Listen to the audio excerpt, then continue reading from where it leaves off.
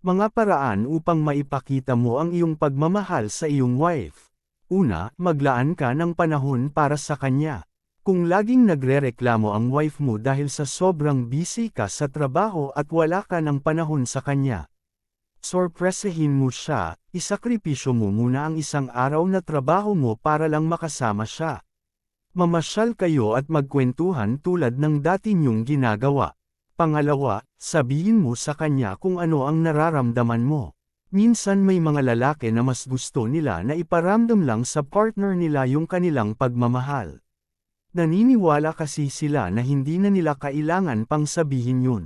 Subalit kailangan din niyang marinig mismo mula sa iyo kung gaano mo siya pinahahalagahan. Paminsan-minsan sabihin mo rin sa kanya na naging masaya ka dahil sa kanya.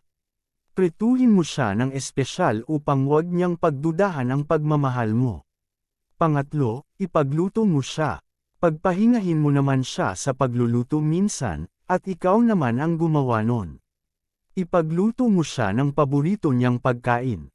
Para sa mga babae malaking bagay na ang ipagluto sila ng asawa nilang lalaki.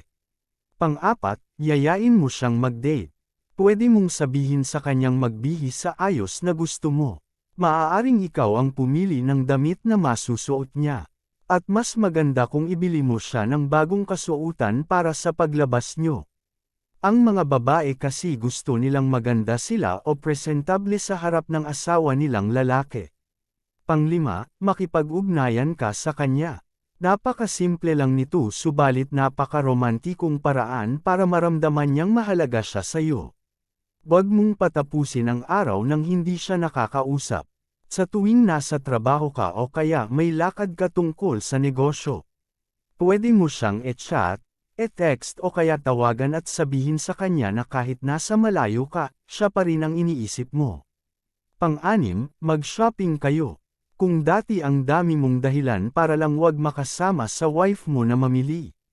Ngayon ikaw na ang mag-aya sa kanya, dahil tiyak na ikatutuwa niya yun. Regaluhan mo siya ng damit na matagal na niyang gustong bilhin at tiyak na kikiligin siya. Pang-pito, magbakasyon kayo. Kahit minsan lang yayain mo namang magbakasyon ang asawa mo. Kahit papaano makakapagpahinga siya mula sa nakakapagod na trabaho sa bahay niyo at sa pag-aalaga sa mga anak niyo. Para kahit konti mabawasan ang stress na dulot ng napakarami niyang ginagawa sa araw-araw. Pangwalo, kilalanin mo ang mga pagsisikap niya. Napaka-importante ng papel na ginagampanan ng asawa mo sa pamilya niyo. Huwag mong baliwalain ang lahat ng mga ginagawa niya, magpasalamat ka man lang sa kanya. Ang mga katagang salamat at hindi ko alam ang gagawin kung wala ka, maipaparamdam nito sa kanya kung gaano mo siya kamahal. Pang-siyam, yayain mo siyang sumayaw kayo.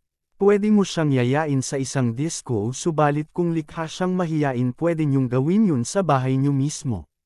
Magpatugtog kayo ng paborito niyong tugtugin, at magsayaw kayo. Sa ganitong paraan tiyak na matutuwa siya sa iyo.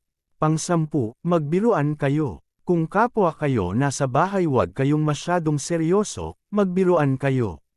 Nakakawala kasi ito ng stress mula sa maghapong trabaho at nakakagaan ng pakiramdam. Pang-11, gawin mo yung maliliit na bagay para sa kanya. Oo, napakaliit lang na bagay subalit malaki ang epekto sa kanya tulad na lang kung nagtatrabaho siya, sunduin mo siya. Subalit kung simpleng may bahay siya maaari mo siyang bilhan ng paborito niyang pagkain. Sa tuwing galing ka sa trabaho o kaya tulungan mo siya sa mga gawaing bahay sa tuwing off mo. Halimbawa tutulungan mo siyang maglaba. Sa ganitong paraan maipakikita mong inaalagaan mo siya at minamahal. Pang-12, gawin mong makatotohanan ang mga pantasya niya. Kung meron siyang isang bagay na gusto na sa tingin mo imposibleng mangyari. Tulad ng gusto niyang candlelight dinner sa isang mamahaling restaurant. Pumunta sa paborito niyang lugar tulad ng Boracay o kaya Baguio. Kahit wala sa budget gawin mo ito para sa kanya. Kahit isang beses lang sa isang taon, malaking bagay na yun. Pang-13, himukin mo siyang sumama sa mga kaibigan sa pamamasyal. Katulad mo nakakapagod din yung araw-araw na pagtatrabaho at pag-aalaga sa inyong mga anak. Kaya hayaan mo muna ang asawa mong makapagpahinga mula sa mga obligasyon niya.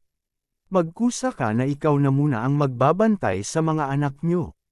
At gagawa ng mga gawaing bahay para kahit papaano makapag-relax siya. Pang-14, purihin mo siya. Napaka-romantikong pakinggan kung marinig mo sa taong mahal mo ang papuring gusto mong marinig. Purihin mo lahat ng mga ginagawa niya para naman ganahan siyang magtrabaho sa inyo. At ang isa pang nakakakilig na papuri ay pag sinabi mo sa wife mo na, ang ganda mo ngayon, bagay na bagay sa'yo ang suot mo. Sinisiguro ko sa'yo, lahat ng hinanakit at tampo niya mawawala dahil sa papuring yun.